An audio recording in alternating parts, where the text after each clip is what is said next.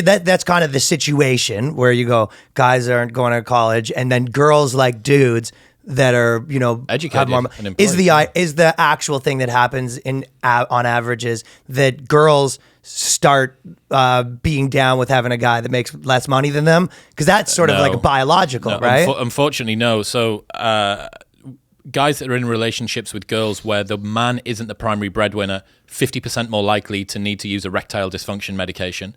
Relationships are pretty much twice as likely to end in divorce if the woman earns more than the man. We just had an article that said they're more likely to have to fake orgasms. That one happened as well, yeah. And that was to do with, I was not Probably too sure. It was all a study on Danny's chick. Oh yeah. It was the claim there was to do with emasculating the man and what was it? Fragile masculinity. I'm not really too sure that that's the case, because you also have a selection effect here. It's like, who's getting into this relationship? It's not about the dynamic within it, but it's really, really hard for women to not want to be attracted to the guy that has good prospects. And think about the memes that you see online, like don't settle for less, clap back, be a boss bitch, you deserve more. Like all of this appears. And you're like, there's 10 of those guys. Yes.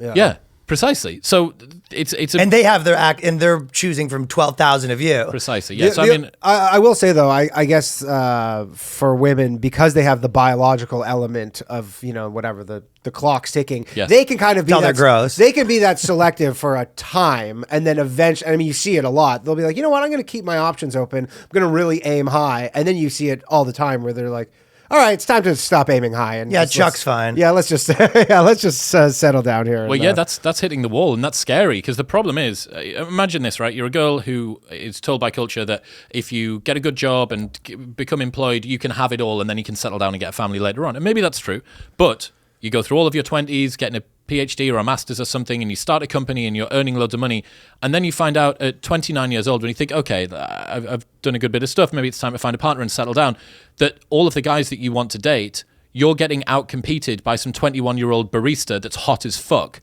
but 8 years younger than you. And you go, oh, one of the primary things I brought to the table was youth, not my credentials. So it's tough for both sides, man. Like, there's this huge asymmetry. In terms of how much better it is for guys, you get a 90% increase in right swipes on Tinder if you have a master's versus a bachelor's degree. So, like, if you consider... So, guys, if you're listening, lie about having a master's degree.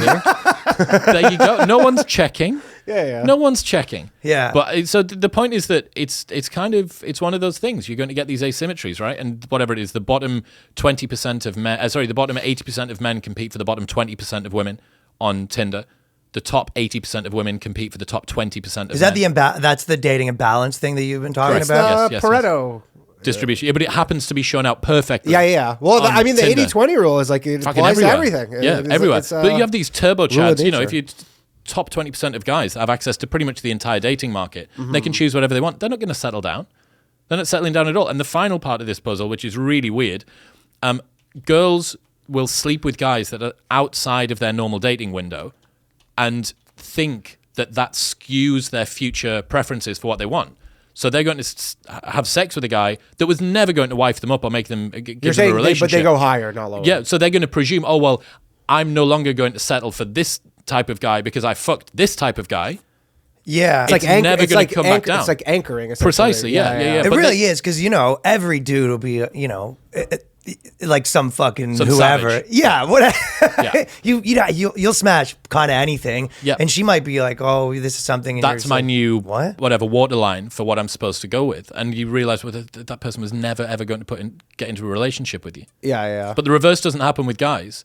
It's very rare that some super hot chick just finds you at the right time and you could be that drunken mistake. It's and then you're like, I'm never going below that. Yeah, you're showing up to the boys like, this is me now, bros. Get used to it. Living the high life. Yeah. Well, because there's almost two, I guess for girls, that's their own ball of problems that, have fun with that.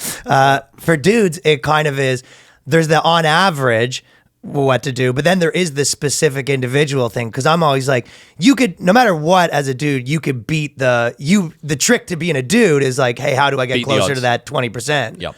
A little bit, right? Yeah. Or find a girl, settle down, and take her away from the muck. Yeah, well, I mean, get out of the muck. That's a fucking thing. It's not find your new burrito distribution somewhere where you are the 20%. You may not be in the top 20%. You're just saying go to a small pond. Well, just a different pond. You may not be the top 20% guy that's banging all the chicks at, if you're on Wall Street in New York City, but you if might you have move to been. Yonkers. But if you move to somewhere where, just having teeth is, you know what I mean? A little bit, right? So I think I always said Ryan's TED Talk: go wherever they don't have teeth. no, but even when you're talking about the being. The girls like guys with more money and all that stuff, right? Yeah. They do, but at the same time, there's dudes that have hacked that by making themselves the more important entity. Like, for example, let's say that the girl made more money, but you all went to like a church and the guy was like a big shot at the church. Okay. His status is worth more than the money. So you can... I mean, comedy is literally that. Comedy is 1,000% too. that. Like, we know so many guys who are punching. I was that. Yeah, I mean, I probably am that too. But like punching well above their weight, and then and they're not even successful. They're just. Well, there's a lot of different ways. But you were for that age group and for that thing. Right, for yeah. example, when I was 19, being in this popular band, like that is pretty hot. But if course. you're 30 with that same amount of success and money, like it's a different thing. Mm-hmm. So date younger is the first one, right? Well, it's easy to impress, yeah. That seemed yeah. Easier Although to impress. if you find yourself in the wrong, Not too young. wrong 80 or 20, then it's almost like you have to go the other way. You kind of have to start. What do you like mean? like if you're a guy who can't, you find yourself in the 80% of men, the bottom 80% or whatever, then you may go older, and that'll kind of. Oh, yeah, well, I suppose know. you could shoot that way. But here's the thing, right? You don't need to actually be an 8 out of 10 to get yourself into the top 20%, because most men are doing absolutely fuck all to try and improve themselves. Most men don't have a training plan. Most men aren't balanced emotionally. Most men aren't working on their communication skills and trying to be funny and interesting and have a good social circle. Like, just basic shit. Yeah. Like, really, really basic shit. If you go to the gym and do a structured program 3 days a week, you're probably in the top 5% of all men on the planet in terms of health and fitness, if not even higher than that. Right. How does that not blow your mind? Yeah. Right? Top 5% by spending 3 hours a week doing a thing. Yeah. Like that. And okay, so it's not about, 8 out of 10 is some unreachable goal. It's like, think about how shit the bottom 80% is. Especially sort of the bottom 50% of men are probably people who are paying absolutely zero attention to what it is that they're doing with themselves. They're not bothered about the way they look. They're not bothered about what they're doing with their job. They're not bothered about their health and fitness or their communication skills or having a good social circle or meeting women or going to places where girls are going to be or getting into experiences where they're actually good communicators. None of that. Yeah, and that is a big one that you just mentioned, like being part of a circle that circle has some status. Like just being around people that are like that. Obviously, that's the oldest thing, to have people that are higher and people that are below or whatever. Well, you want to actually go on a night out. Here's an interesting one. So if you're a guy and you have a friend who looks a little bit like you, but uglier, that's a real hack. have that guy around. Go out with him all the time. Go out with him on the pull, because people are going to Like if you're the hotter brother. So, Yeah, precisely. anchor, yeah, so they're for going to sure. anchor Absolutely. off the uglier guy and go, oh my God. So here's another thing. Danny, you and John Panay could go clubbing. Always have the before. Be the after, but have a friend who's the before. Always. But yeah, you can go on, especially if you're a shorter guy. But guys get really hung up about the height, 'cause it's not really much that you can do about it. If you're a shorter guy, find a shorter guy. Go on a night out with that guy. Or have friends who are children. Get them fake Yes. IDs. Get them fake IDs. Rip out to the Yes. bar. There you go. with This kids. guy's really 30. You go, yeah. Yeah. Tell him you're 30. He's like, yeah, I'm 30. Yeah, I mean, especially in the new days, I've seen tons of dudes that are pretty average dudes, like tearing through fucking crushing it. Yeah. Man. Well, I mean, comedians and guys that are funny. I did this dating show thing in the UK. But I don't think it's so much that you are right. It's the guys that are funny, but like, there's plenty of people that aren't comedians that are just as personable and Dude, all that that's stuff. exactly what I'm thinking. It's more about in comedy. I think it's more about that scene does matter. So to anyone that's around your it's the status more than the Well, actual being think funny about part. think about any weird hobby that anybody's got, right? Badminton. The best male badminton player. Yeah. And all of the female badminton players are going to be like, "Oh my God, it's him." Yeah, I Who know. the fuck cares about well, badminton players do. The Yeah. same thing goes for comedy. But you're right. Comedy. Maybe the biggest like public intellectual in the world. You're on tour, smashing through groupies, for example. Maybe you're Canadian. Maybe, Maybe you're not. Yeah, it's a weird one, man. But I think that communication. I did this TV show, Love Island thing, right, in the UK. Oh yeah, I did that. remember when we first talked that you did that. Yeah. So this was like 6 years ago or something. One of the guys that was on there was everybody on there was in good How'd you condition. do? It was all right. I was on there for a month. It was all right. The girls were.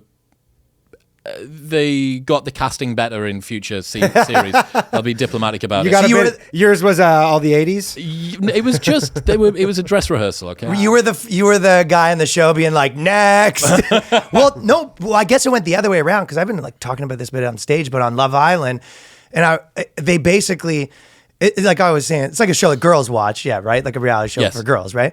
But basically they started doing body positive things where every season they'd put like one not hot chick in the show. Gets competed out immediately. But that's the thing. It's like, who's this for? Yeah. It basically, and not even that bad for a normal person, but on the show, it's like supermodel, Really supermodel, stands supermodel, out, yeah. Walmart customers, supermodel, right? And then the dudes have to be like, yeah, all pretty hot, had a bit better connection with the 5 supermodels. Well, they had a problem with this in one of the series because they want to have representation. They want to have racial representation. They want to have able-bodied representation. They want to have different sexual identity representation. You're like, fucking, how many people do you need to get on it? It's going to be one of each. You need at least 2 of each so that you can. And they had a problem because all of the black people kept on dating all of the black people. And it just seemed weird. You go, well, that's what if you look on average. People are attracted to their own ethnicity more.